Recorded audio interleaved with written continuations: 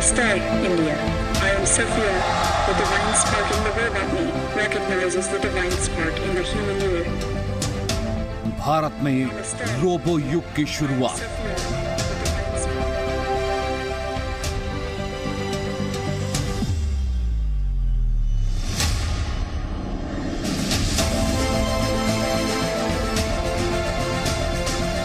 I'm not even 2 years old, so forgive me if I only speak English right now. But I do know a little literature as the technology is still so new. But someday I will be fluent in all languages.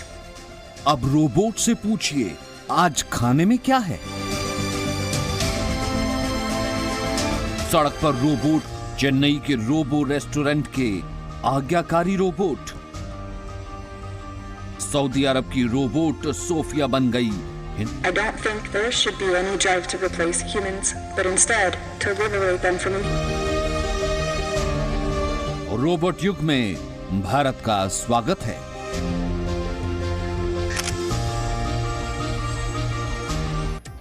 इंसान के सबसे भरोसेमंद दोस्त माने जाने वाले robot के ये वो कारनामे हैं जो इंसान और रोबोट की गहरी होती दोस्ती को नेक्स्ट लेवल पर ले जाने की तैयारी कर रहे हैं। फैक्ट्रियों में भारी भरकम काम हो या बड़ी नजाकत से इंसान से बातचीत करने की कला, ये सारे काम रोबोट अब बड़ी आसानी से रोबो देखेंगे, उसका सर्विंग सब देखेंगे, लेकिन खाना भी बहुत अच्छा था, सर्विस भी इनका बहुत अच्छा है।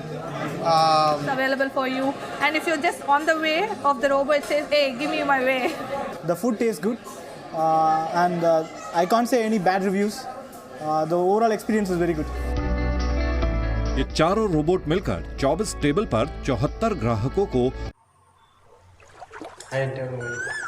दिनैनि बे गोदान भिडिअ नोंथांमोनखौ UK बर' प्रडाक्ट इउटुब चेनेल जानाय नोंथांमोनखौ बयखौबो आंनि गोसो गोरबोनिफ्राय अननाय बावहरनाय थाबाय आरो लोगोसे दिनै बे गोदान फ्रेश भिडिअ नोंथांमोनखौ आरो बयखौबो बरायनाय थाबाय। दा दिनैहाय आं नोंथांमोननि सिगाङाव सुंद'यै दिनैहाय गोदान भिडिअ बानायनो सानदों। दा बेखायनो बिथांमोनहा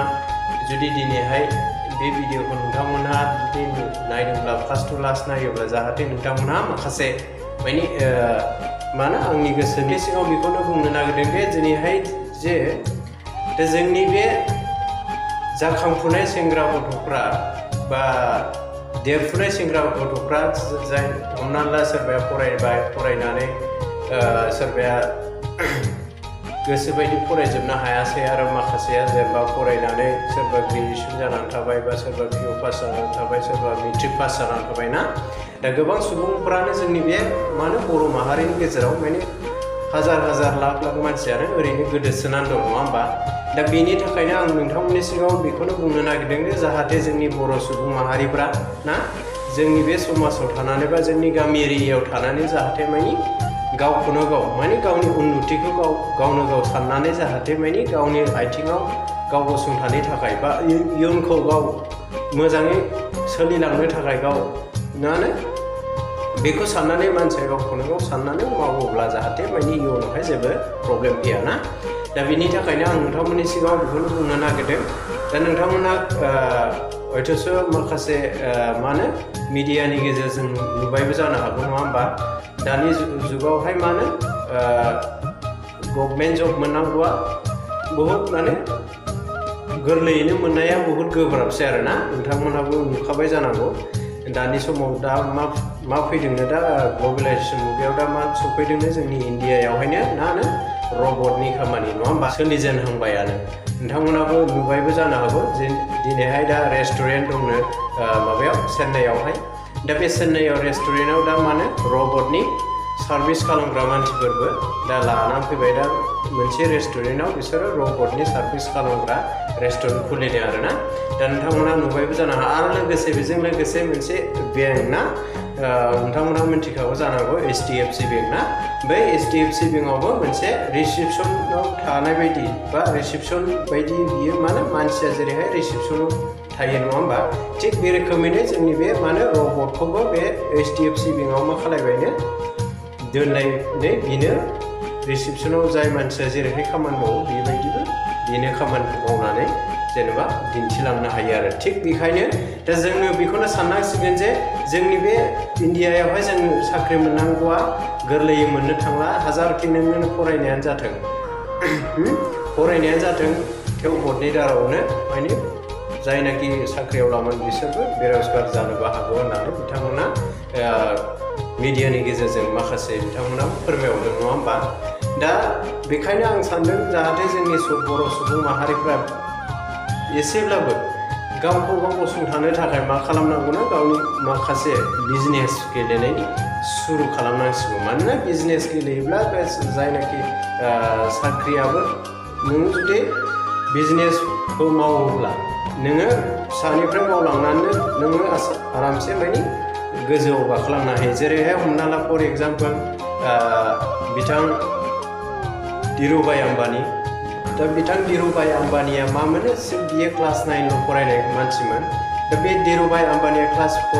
9 फरायनाय मानसिया बियो इन्डियानखौ गारनानै जोंनि आउट कान्ट्रियाव थांनानै बियो मा खामानि मावहैदों पेट्रल पाम्पआव खामानि मावहैदों नङा होमबा बा पेट्रल पाम्पआव खामानि मावहैनानै बियो एसे 90 थाखा ना बेसेबांबा दुब खामायदोंमोन ना दा बे 90 थाखा खामायनायावनो बियो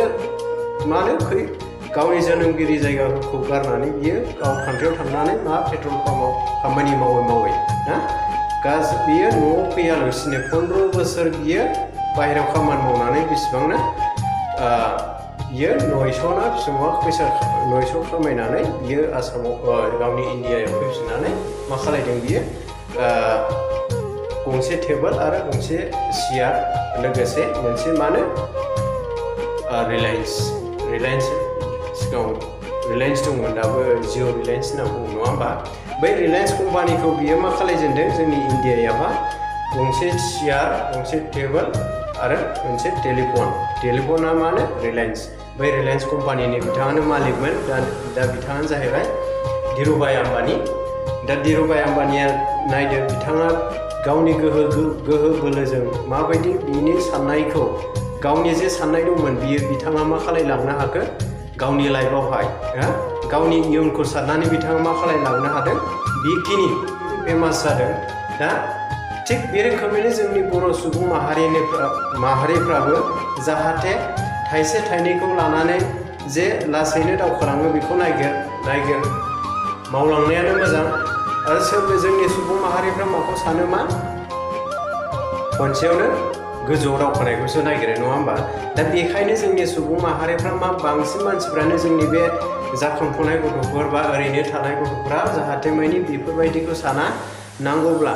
गावनि जिउखौ बावसोमनानैब्लाबो फिसानिफ्राय लासैनो लासै नोङो मा खालामलांनो हायो सोलोंनानै बा गियानखौ बारायलांनानै नोंथाङा मा खालायलांनो हायो आब्रुथि खालामलांनो हायो ना दा बेखायनो आंनि लोगो नोंथांमोनखौ आं बेखौनो खावलायो जाहाथे जोंनि बे बर' माहारिफ्रा जानला मोनला गोदोसोलाबायनानै थाया जायबाया लेखा फरायनाया गारबाय जौ जुवाजों गफबबाय बे बेखाराव थांबाय नोंनि बैसोआबो बेखार थांगोन लोगोसे नोंनि मानो समा ओरैनो थांगोन आरो नोंनि लाइफआवहाय नों इयुननि थाखाय मा खालायनांगौ बा इयुनावहाय नोङो मोजां लामा आगान सुरनांगौआव नोंहा बाहायनि लामा गोथेनानै लानाय जागोन दा बेखायनो आं नोंथांमोनखौ खावलायो जाहाथे मानि गावखौनो गाव हुसियार खालायनाया गावनिनो आखायाव नङा होमबा दा बेखायनो नोंथांमोनहा लाइफनि थाखाय माबा मोनसे खालायनांगौबा मा खालायनांगोन गावनो माने जिउआव साननानै जे जाहाथे आगानखौ मोजां सुरो बेखायनो आं नोंथांमोनखौ खावलायो दा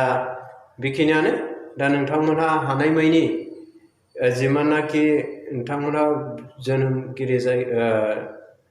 जोनोमगिरि जायगायाव थानानै नोंथांमोनहा गावनि लाइफनि थाखाय माखासे खामानिफोरखौ बा इयुननि थाखाय साननानै नोंथांमोनहा आगान सुरो बिजनेसनि लामायावनो होन बा माबा मोनसे प्राइभेट जबानो होन दा नोंथांमोनहा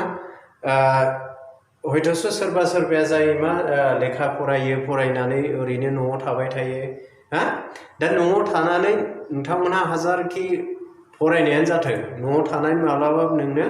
माने सोरबा सासेया नोंनो उमुक साख्रि नांसिगौ नारा होननानै जासिग्रा आजिखालि रावबो गैलिया गोदोनि जुग नंला गोदोनिया जाहैबाय फौजिफ्राव मानि गामि थांनानै जे मानसिफोरखौ गारियाव थिखांनानैसो लानानै फैयोमोन नंगौना नाथाय दानि जुगाव बिदि नंला जाय मानसिया न'आव गोदोसोनानै थाबाय थागोन बिनि थाखाय बिथाङा जेरावबो आन्दायनानै थागोन बेखायनो नोंथांमोनहा माने गावखौनो गाव जाहाथे मानि मोजां लाबोनोब्ला गावनो गाव माने मा खालायनांगोन गावनो सांग्रां जानांगोन लोगोसे नोङो एसे सुला लानानैसो नों गावनि लाइफनि थाखाय नों इयुनखौ साननानै नों खामानिखौ मावनांगोन अके दा बेनोसै दा मोनसे लास्ट बेनोबाव जेरैहाय बिथां जोंनि इण्डियाखौ सालायदों बिथां नरेन्द्र मदि सारा दा बिथाङा जाहैबाय सासे ओरैबायदि थार्ड क्लास मानसिमोन जेनेबा बियो साहा ट्रेनफ्राव साहा फानबाय बायग्रासोमोन बिथाङाबो नाथाय दा बिथाङा मा जाखो दा बै समा बै थांबाय नाथाय बिनि समा दा मा सारा जोंनि भारतआवनो एसे भारतल' नङा बेखौहाय नेसनेलावनो सिनायनाय जाबाय मानोना बियो जोंनि भारतनि मा बिगोमा मा बिफा असे ना बिफा गाहाय दा बेखायनो जोंबो मा खालायनांगौनो गावखौ गाव कमजुरि सानालासेनो गावनि लाइफनि थाखाय नोङो आगानखौ सुरलांबाय थाबानो नों माबा मोनसेखौ मोननायनि राहाखौ मोनो दा बेखायनो आं नोंथांमोनखौ खावलायनाय थाबाय जाहाथे बयबो